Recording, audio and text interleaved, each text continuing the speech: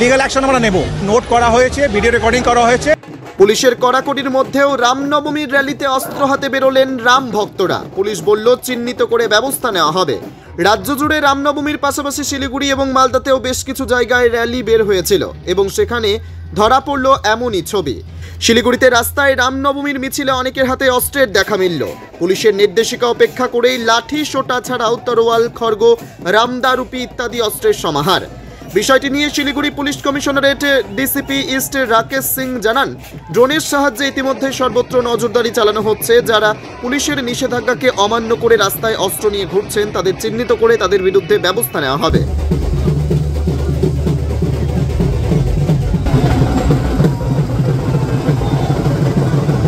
Diploid আছে smoothly, কিন্তু যে প্রশাসনগুলো আছে মুভ করছে, কোনো অসুবিধা কোথাও কিছু নেই।